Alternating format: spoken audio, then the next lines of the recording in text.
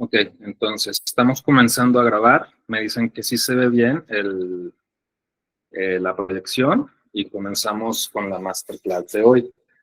El tema que nos trae hoy es las técnicas de negociación y el método Harvard para poder lograr cierres más exitosos en nuestro negocio.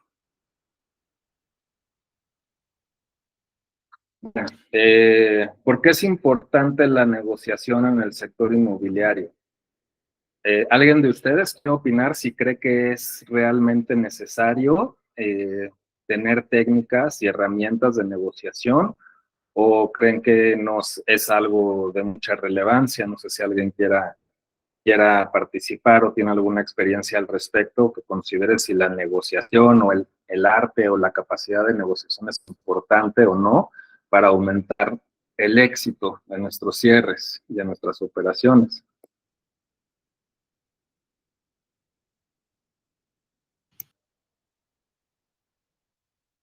A ver, Patricia, cuéntanos. ¿Escucha? ¿Sí se me escucha? Patricia. ¿Sí me escuchan? Ya estoy activa, ¿me escuchan? Ya sí, te escuchamos. Sí. Ok. Les comento que yo estoy en el giro inmobiliario hace más o menos 5 años y me he ido capacitando y yo me capacité realmente como vendedora de soluciones informáticas y veo que en el giro inmobiliario no he visto una técnica en sí, bueno, en lo que yo he caminado, como buscando primero la necesidad de lo que quieren y aunque no tengan el catálogo de propiedades, buscar cuál es acorde, ¿sí? Porque a veces nos basamos mucho en lo que tenemos y es lo que queremos vender.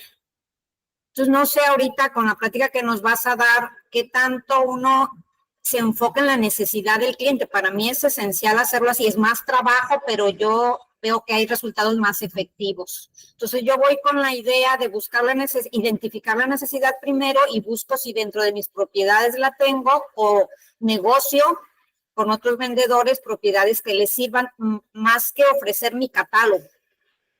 Claro. Ese es mi concepto. Claro, ¿no? Y dijiste una palabra muy importante. Dijiste detectar necesidades. Detectar las necesidades viene siendo la palabra clave de una buena negociación y vamos a ver más adelante por qué. La negociación está en todo, en todo y para todos en nuestra sociedad. Somos una sociedad, somos sociales que negociamos todo, desde que nacemos, desde que somos bebés, en la infancia, en nuestras relaciones de pareja, en el trabajo. Todo siempre es una negociación, porque tenemos que llegar a acuerdos como personas que nos encontramos en una sociedad donde hay reglas, donde hay intereses y donde esos intereses muchas veces se fijan con posiciones. Y esas posiciones que ahorita vamos a explicar un poco más a detalle, no siempre nos llevan a satisfacer la necesidad que estamos buscando. Entonces, primeramente les voy a comentar, vamos a platicar brevemente sobre diferentes modelos de negociación o diferentes tipos de negociación que encontramos en nuestro día a día. Tenemos primero la llamada negociación integrativa. En este enfoque, los negociadores buscan soluciones ganar-ganar.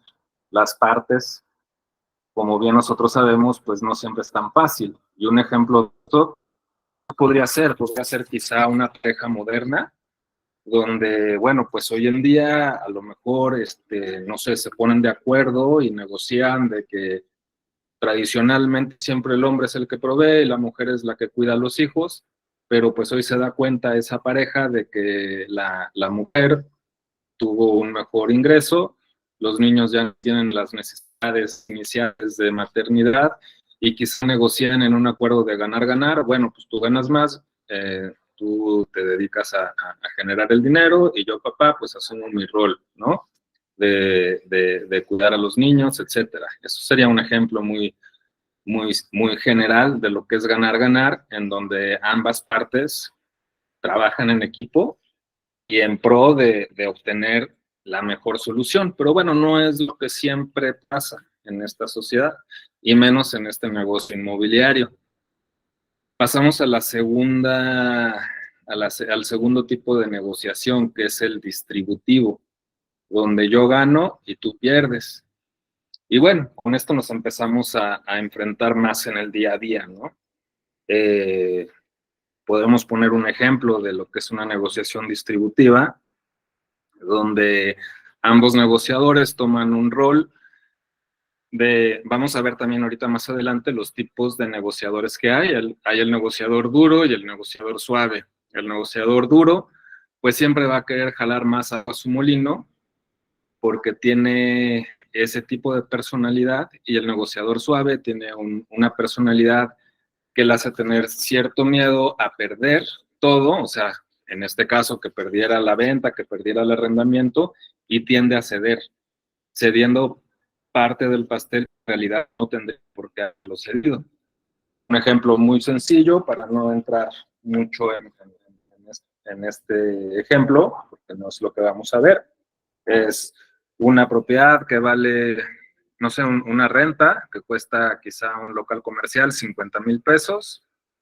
Acuerdan que ese es el precio, pero el arrendador trata de meter en su contrato, ya que se arregló todo, ya que dieron el depósito y que dieron el apartado, que incluso fueron a tomar medidas para comprar su mobiliario, y a la hora de la hora les trata de meter unos gastos administrativos que no explica de qué, de 10,000 pesos extra, y si era un negociador suave, pues a lo mejor termina perdiendo 10,000 pesos más, pero tu cliente ya no queda satisfecho con el trabajo de uno, porque uno pues se quedó en medio, ¿no? Nada más viendo cómo uno jalaba más hacia su molino que el otro, y nosotros no tuvimos una buena interacción como negociadores que supiéramos cómo llegar a un acuerdo justo para ambas partes.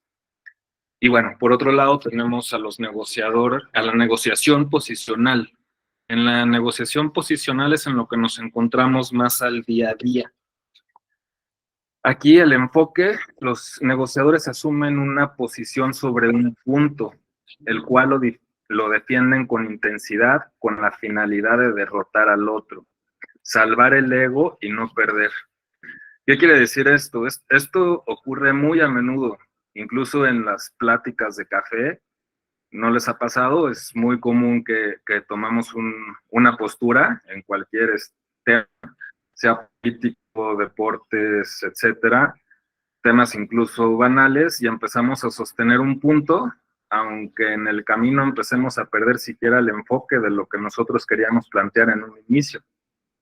Y les voy a poner un ejemplo muy sencillo, antes de ya entrar de lleno a lo que es la negociación con el método Harvard. Pues les puedo contar una experiencia. Hace tiempo estábamos los directivos de la asociación en una reunión en un restaurante muy bonito en Polanco, donde éramos 12 personas que teníamos que platicar y contar nuestros planes y proyectos para el próximo año. Y bueno, pues la música estaba un poco fuerte, entonces pues le hablamos al mesero y le dijimos, oye, por favor, échanos la mano, baja un poquito el volumen porque somos 12 en una mesa larga y yo no alcanzo a escuchar lo que está diciendo mi compañero de hasta enfrente, lo tengo pues no sé, a 10 metros de mí, ¿no?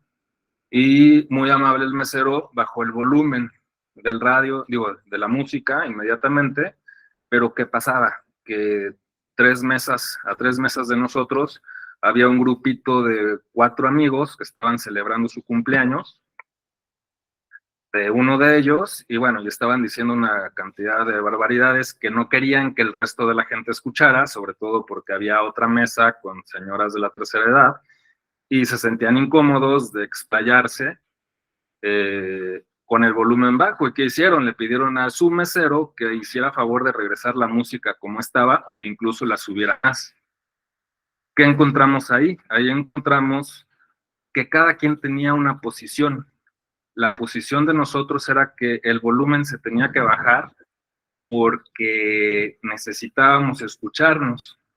Y 2 mesas enfrente tenían una posición totalmente contraria, donde lo que ellos necesitaban es que el volumen se subiera de la música, porque no querían que las mesas que estaban junto a ellos escucharan la sarta de sandeces y vulgaridades que entre amigos, de 4 amigos de toda la vida, seguramente estaban comentando. Entonces, en una negociación posicional, que es lo que normalmente o más a menudo sucede, pues uno no sale de ese enfrascamiento.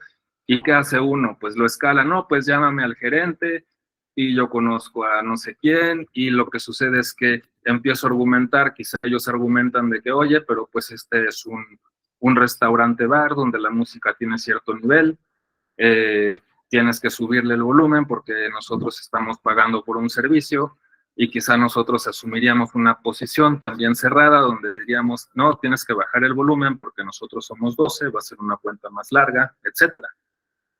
Y bueno, ¿qué haríamos si aplicamos el método de negociación de Harvard? Nos salimos de las posiciones y nos dirigimos hacia los intereses. ¿Cuál era nuestro interés? O la necesidad, como acaban de decir. Bueno, pues nosotros necesitábamos platicar y tener un volumen bajo para podernos escuchar mutuamente, y los de la otra mesa necesitaban un volumen alto para que pudieran seguir en su fiesta. Entonces, saliendo del conflicto de una negociación por posiciones que no nos iba a llevar a nada más que a encender los ánimos y que todo el mundo saliera enojado, bueno, una solución es decir, ok, perfecto, disculpe, sabemos que tienen quizá aquí un salón privado, tienen un privado, ¿será que está ocupado? Porque si no está ocupado, ¿por qué no nos hacen favor de cambiarnos al salón privado? Y dicho y hecho, había disponibilidad en el salón privado, no estaba ocupado, quedamos en un mejor lugar, nosotros pudimos seguir en nuestra plática tranquilamente, y bueno, y pues por el otro lado, ellos pudieron seguir con su fiesta, incluso pudieron subir más el volumen y seguir en lo que estaban, ¿no? Eso en términos generales es buscar gestionar las emociones, no enfrascándose en discusiones banales y enfocarnos en los intereses. Este es el primer punto que debemos de nosotros entender cuando queremos hacer una negociación efectiva, asertiva y siguiendo los principios básicos de este método. ¿Qué otros puntos tenemos que abordar? Precisamente concentrarnos en los intereses y no en las posiciones, descubrir esas necesidades subyacentes. Es importante la creatividad, inventar opciones que beneficien a las partes, para que de esta forma el pastel y la capacidad del ganar sea más grande, y no simplemente ver quién gana y quién pierde. Las soluciones creativas siempre son las mejores. Y bueno, e instar de que esos criterios que vamos a tomar sean objetivos. Más adelante, si nos da tiempo, les explicaría brevemente todas estas herramientas que se pueden aprender para utilizarlas de manera efectiva. Esto que les acabo de explicar es simplemente encontrar el enfoque de lo que es la negociación según el método Harvard, y vamos a aplicar un ejemplo que ya se vaya más hacia nuestro nicho, ¿no? Hacia lo que nosotros vemos en el día a día, y para esto les voy a platicar un ejemplo real. Sí se ve el ejemplo que dice en la negociación de un contrato de arrendamiento para un local comercial de 5 años. Sí, sí se ve. Ok, perfecto. Bueno, ahí tenemos que esto fue hace unos meses. Eran 2 clientes. ¿Perdón? ¿Puedo hacer un comentario? Dime. Me están llegando solicitudes de admisión porque estoy como anfitriona, no sé por qué, yo los estoy aceptando. Muchas gracias. Sí, esta es una masterclass abierta. Ok. Eres Patricia, sí, estás como anfitriona. No sé por qué. Vamos a poner a Miguel Basabe, pero muchas gracias por el apoyo. Ya también. Sí, gracias. Miguel, para que nos eche la mano, algo pasó ahí. No sé qué pasó. Pero muchas gracias, por estarlos aceptando. Bueno, continuamos. Esta es una historia real, me pasó hace poquito con 2 clientes muy importantes y podríamos decir que negociadores muy duros, porque era un despacho de abogados muy bueno que se dedica a licitaciones de empresas que le venden al gobierno, y por el otro lado un corporativo que tiene varias oficinas en México y que tiene sus esquemas, sus lineamientos preestablecidos. Y bueno, pues fuimos avanzando con la negociación del precio. eh, un punto importante, porque es importante ir recabando toda la información, ¿no? Mientras el arrendador pedía un mes de depósito, el arrendatario dijo, bueno, negociámelo, yo puedo dar 2 meses o incluso 3. Y bueno, negociamos precio y un contrato, ahí dice local, pero eran oficinas, por 5 años. Y llegó un punto en el que ambas partes no querían ceder. Por un lado, el arrendador pedía 6 meses de pena en caso de terminación anticipada, y el arrendatario ofrecía, de hecho fue el titular del despacho, simplemente dio la indicación a su gente, porque él obvio no estaba negociando este contrato, se lo había delegado a su gente y su gente me lo había delegado a mí. Pero bueno, en las conversaciones estaba el equipo de ambas empresas y bueno, ya estaba yo. ¿Y qué creen que fue lo que sucedió? Porque realmente, por un lado tenían que en su contrato, sí o sí, eran 6 meses de pena convencional en caso de terminación anticipada, y por el otro lado tenían una indicación muy puntual de máximo 3 meses como pena convencional.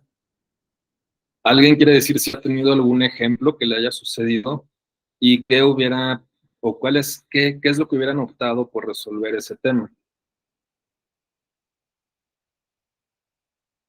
No sé si alguien quiera opinar cómo podrían negociar esto, porque esto dependía de que el arrendamiento se cayera, y una renta de ciento y tantos mil pesos mensuales, y bueno, como era de 5 años, se iban a pedir más de una renta, ¿no? De comisión, eran 2 rentas la que había negociado por ahí. Bueno, pues les cuento. ¿Qué hacemos? Tratamos de buscar el por qué, no simplemente la posición de que yo digo 6 meses y yo digo 3 meses.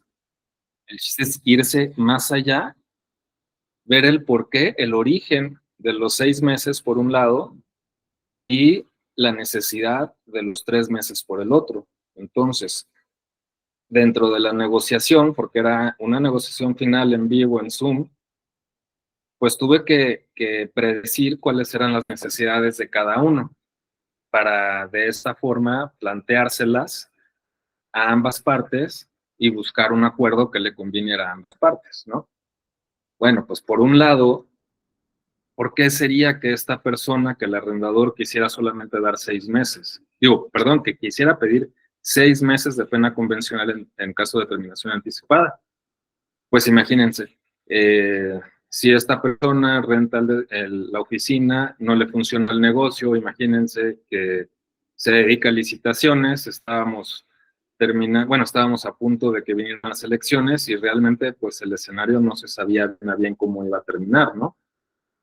Era un riesgo muy alto para ambas partes, que por un lado que este despacho pues no le conviniera seguir funcionando dentro de 4, 5, 6 meses, y toda la inversión que había hecho de publicidad e incluso de pagarme mi comisión, pues se le iba a ir al arrendador, ¿no? Y no iba a ganar nada, o iba a ganar muy poco, y había ya pagado en un contrato de mediación y sus abogados y los contratos y dejarlo de anunciar. Una oficina grande que son difíciles de rentar hoy en día. Sabemos que las oficinas hoy en día en Ciudad de México tienen una tasa de desocupación tremenda, ¿no?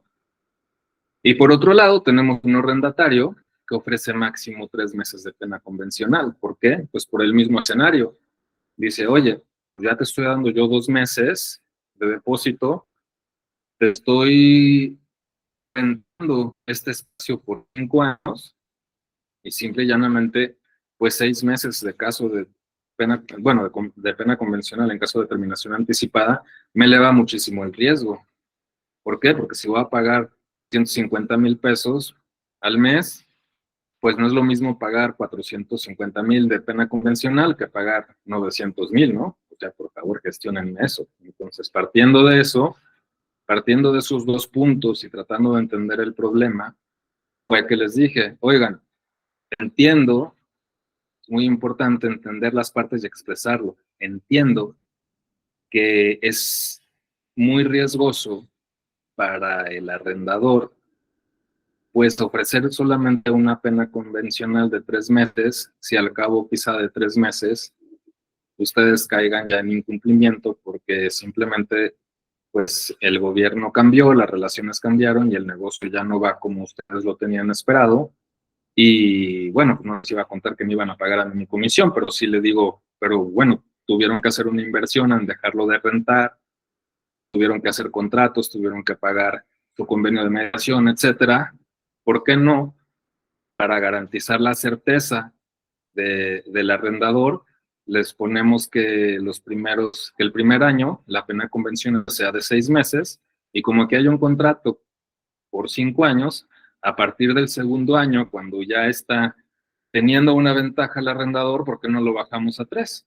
Y con eso, pues se llegó a un acuerdo y se salvó lo que ambas partes estaban pidiendo y todos se sintieron contentos con ese acuerdo y se pudo llegar al cierre, ¿no? Y al cobro de la comisión. Para eso, bueno, aquí tenemos ya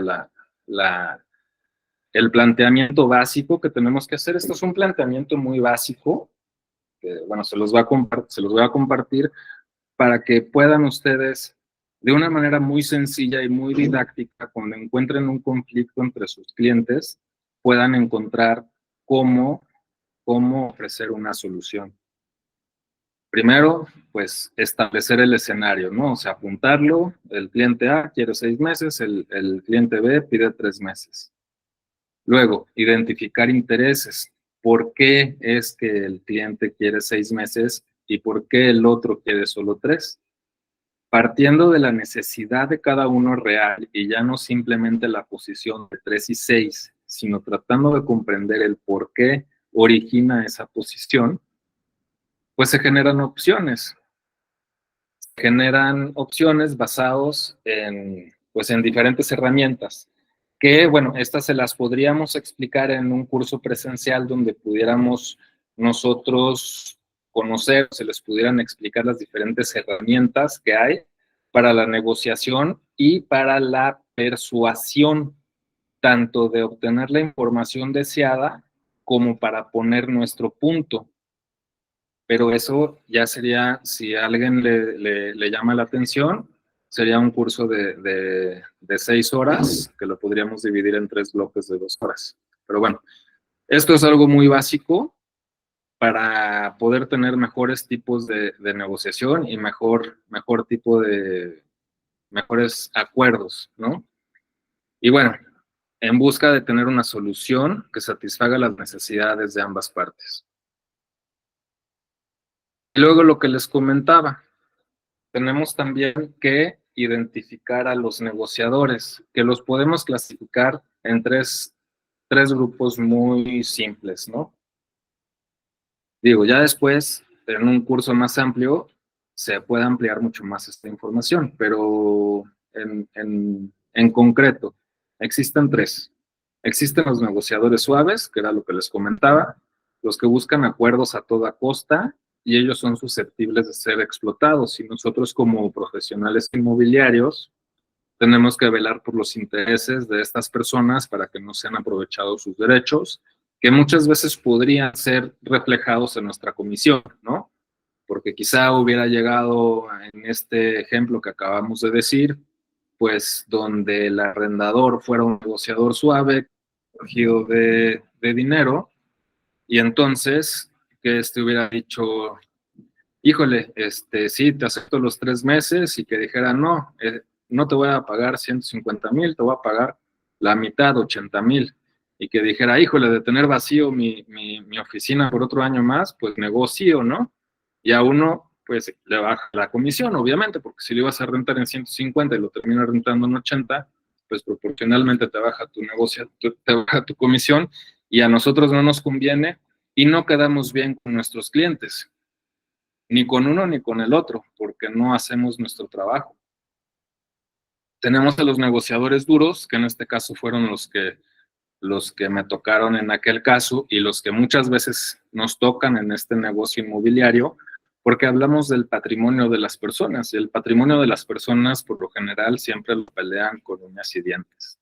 O sea, todo el mundo cree que su casa vale más de lo que en realidad vale, y todo el mundo quiere sacar más de lo que en realidad pues puede sacar por su propiedad, y también con dinero, ¿no? Siempre quieren pagar lo mínimo, siempre quieren pagar lo mínimo de comisión. Para nosotros también es importante también tener esas herramientas de persuasión para hacer entender nuestro punto o hacer caer con las propias palabras que nos está diciendo nuestro interlocutor por qué está cayendo en el error. Y bueno, eso lo podríamos ver ya en otra masterclass o un curso presencial más adelante. Y bueno, finalmente tenemos los negociadores por intereses, que son los que buscan soluciones mutuamente beneficiosas y se construyen relaciones a largo plazo. Nosotros nos tenemos que convertir en estos negociadores, en buscar los intereses de cada quien, buscar las necesidades reales y ofrecerles soluciones que nos den un ganar-ganar a todos. Entonces, bueno, para concluir, esta breve introducción a lo que es el método Harvard, porque les digo, es realmente, pues, son un conjunto de estudios que se realizaron en los años 70, les puedo comentar, y bueno, fueron desarrollados para que los equipos de negociadores, principalmente de Estados Unidos, grupos políticos, e incluso lo utilizan para negociar con terroristas, etcétera. Se creó este método para que la gente pudiera buscar alternativas colaborativas, más que simplemente pelear por las posiciones y ejercer presión el uno sobre el otro. Y les puedo recomendar unos libros muy buenos que hablan sobre este método Harvard. Tenemos el primero que se llama Getting to Yes, que es de Roger Fisher, William Ury y Bruce Patton. Precisamente ellos fueron los creadores de este método Harvard. Ellos no estudiaron en Harvard, pero trabajaron para esta universidad en el desarrollo de esta técnica de negociación en los años 70, como les decía.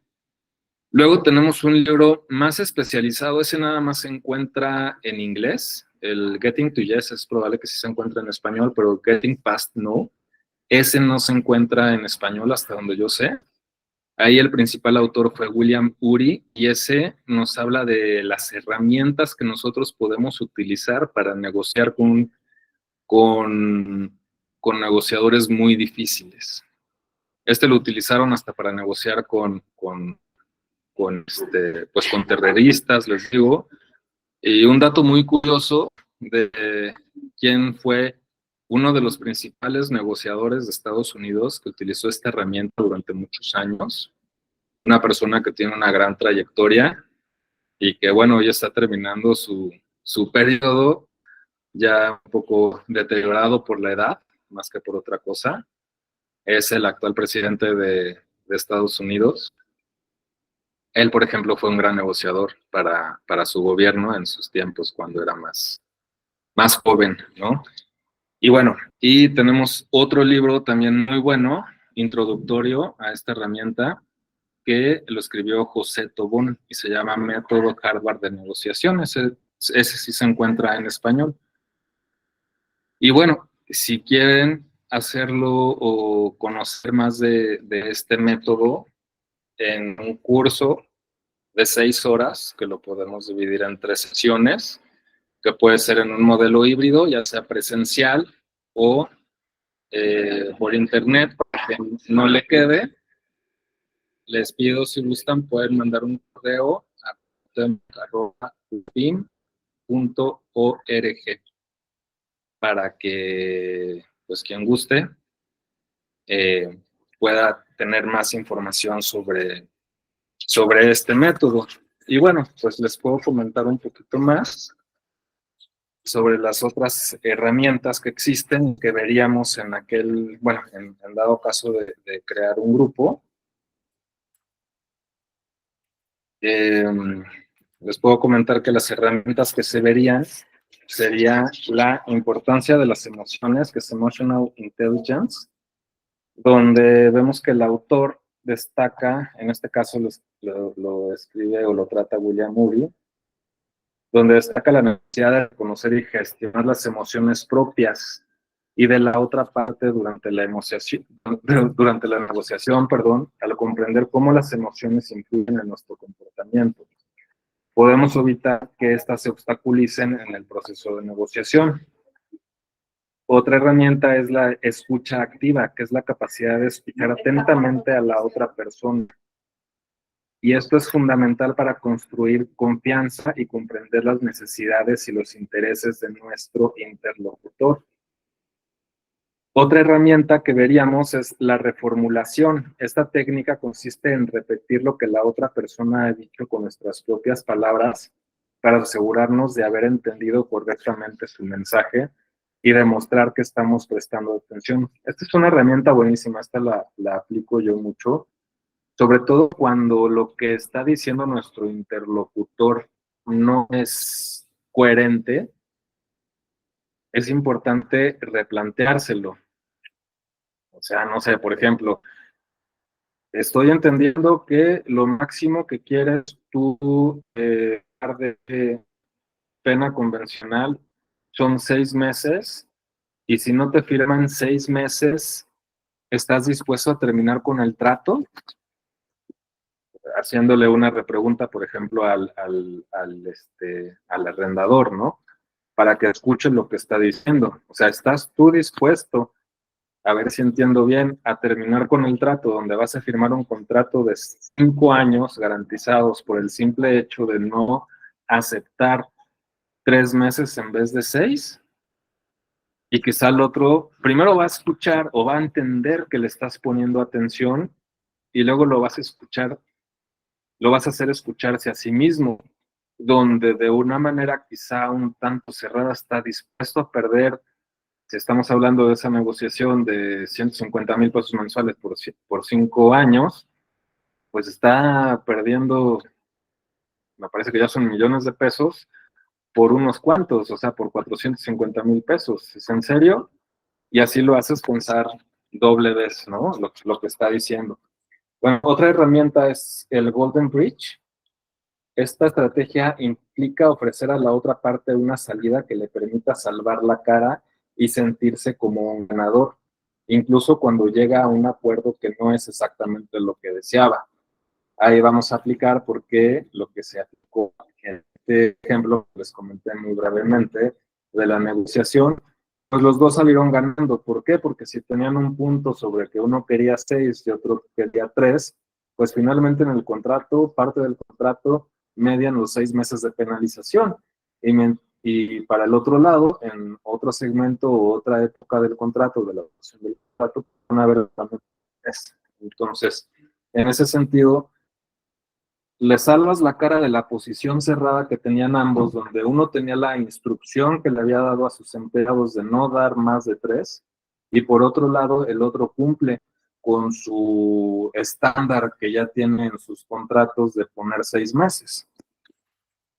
Y bueno, otra herramienta es el reframing, que es el cambio de marco. Al cambiar la perspectiva de la negociación, podemos hacer nuevas soluciones y suspender los impases. En ese sentido, se presentan diversas técnicas para reenmarcar un problema y verlo con una nueva perspectiva. Y finalmente, la negociación basada en principios, donde los principios fundamentales de negociación de Harvard, que son como separar a las personas del problema, enfocarse en los intereses y generar múltiples opciones e insistir en criterios objetivos, bueno, se plantea con ejercicios muy puntuales que pueden tener una mejor comprensión de estas herramientas. Y pues básicamente esto sería todo. No sé si alguien tiene algo que comentar.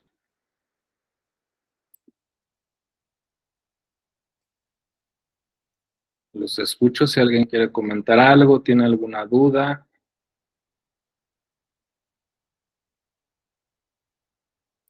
Y vamos a conectarnos acá. ¿Puedo preguntar? Sí, claro. Yo me doy cuenta que la cultura del mexicano latino es no hablar de su verdad, porque cada uno tiene su verdad. ¿Qué tan práctico, real se puede hacer esta negociación por principios? O sea, yo lo veo más en las culturas japonesas, o sea, más que tienen ese compromiso y formación de ser honestos. Aquí siempre le Claro, tapamos. Sí. ¿Qué tanto es real en México? no, pues mira, esta técnica incluso se utiliza para poder negociar mexicanos con japoneses y mexicanos con mexicanos. Porque ¿qué es lo que estamos hablando aquí? Estamos hablando de no una negociación integrativa, donde esperaríamos que ambas partes sean honestas en lo que están diciendo y busquen llegar a un mejor acuerdo. Eso es muy difícil. El método Harvard y nosotros, en este caso, como negociadores, como intermediarios que vamos a negociar pues una compraventa, un arrendamiento, un traspaso, tenemos que aprender a detectar, a analizar, a saber por qué la posición de uno o de otro. Lo que comentaban de una persona que no sé, que a lo mejor quiere vender su casa en 6 millones, sabiendo o no sabiendo, ¿no? Sabiendo nosotros que vale 4 o que vale 5. Nos tenemos que aprender a detectar por qué esa persona quiere 6 millones, ¿no? Si su necesidad es porque tiene que pagar, no sé, pues ya tiene que liquidar el contrato de compraventa de una preventa que hizo de un departamento en Grande y ya le van a entregar y le urgen los 6 millones, pues ser muy claros, ¿no? De decirle, oye, yo entiendo, percibo, entiendo que tú necesitas 6 millones, pero déjame explicarte que no lo vas a poder vender en ese precio. No lo vas a poder vender en ese precio, pero te digo que si lo vendemos en 4, tú ese dinero lo vas a tener en una liquidez mucho más rápida que si simplemente lo vendemos a su máximo precio, que son 5, donde te vas a tardar 1 año o 2 y vas a perder el contrato que tenías con tu departamento de Vigrant, ¿no? Que lo tienes que firmar en 6 meses y que ya te está llegando el agua a los aparejos y necesitas liquidar esa propiedad. O sea, es encontrar ese punto de el por qué quiere la persona. Y eso ya depende de la habilidad de nosotros de detectar cuál es la necesidad de fondo de esa persona, porque sí, muy difícilmente hoy en día nos lo van a decir. Sí, más o menos eso responde a lo que me planteabas. Sí, sí, va a ser que tratar de que nos digan honestamente por qué lo quieren, tanto el que compra como el que vende. Tanto el que compra como el que vende, exactamente, y sobre todo, pues, tratar de ofrecer soluciones creativas y que salgan del punto cerrado, del punto posicional de, pues yo quiero tanto y yo te ofrezco tanto. O sea, a ver, en el caso del comprador, ¿por qué quiere dar nada más 4? Ah, pues porque pues tengo 3 y nada más me van a prestar 1 millón, ¿no? O al revés, o sea, tengo 1 millón y solo me van a prestar 3. Ok, oigan, pero ¿qué les parece si firmamos, firman un contrato de arrendamiento con opción a compra? De esta forma, pues, si ambas partes están de acuerdo, pues das tu 1,000,000 de pesos y tienes 1 año para que puedas seguir pagando X cantidad, que se te vaya directamente a capital, y así pues, el que tenía ya su urgencia del Big Grant, pues ya nada más tiene que conseguir otros 5 millones o algo así con crédito, pero ya tiene 1 millón y ya tiene asegurado su mensualidad por un año más o lo que hayan firmado su contrato de arrendamiento con la compra. O sea, el chiste es buscar soluciones alternativas y salirnos del punto de que yo quiero 4 y yo quiero 6 y no llegamos al acuerdo de que ambos queremos 5. O sea, es salirnos de ahí, analizar los intereses primordiales o qué es lo que los motiva a querer ese punto, esa posición que están pidiendo y buscar una solución que quizá no estaba dentro del panorama, pero que sea una solución que les brinde una respuesta favorable a ambas partes. En términos generales, esa es. ¿Sí? No sé si alguien más quiere hacer algún comentario. Y bueno, y les digo, si les interesa ver más a fondo, porque obvio, esto es un conjunto de herramientas que se necesitan hacer ejemplos, se necesitan explicar a fondo más o menos lo que les leí ahorita, todas estas herramientas y técnicas, y se tienen que hacer varios ejercicios para poderlos aplicar de manera, pues de manera más práctica. Sí, adelante, Estrategia Group.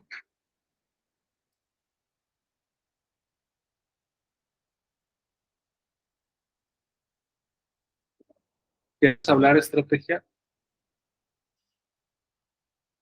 Porque si estás hablando, está silenciado tu micrófono. Como que escuché algo.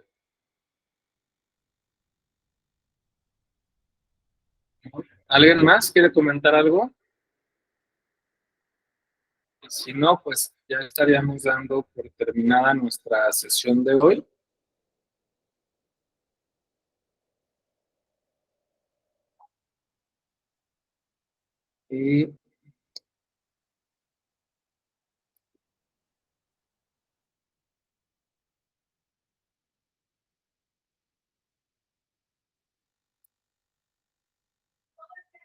Y bueno, estaríamos terminando la masterclass de hoy. Espero que les haya gustado. Y estaríamos terminando.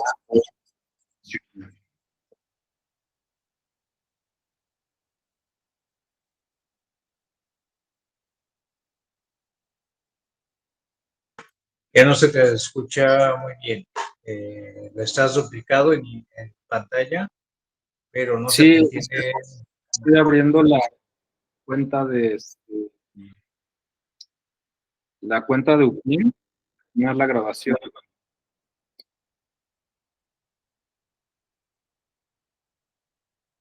Aunque al parecer se pueden conocer las luces. Pero bueno, se está grabando. Pues ¿No? excelente, excelente. Muchísimas gracias por esta información tan valiosa, que son de los puntos importantes que como asesores inmobiliarios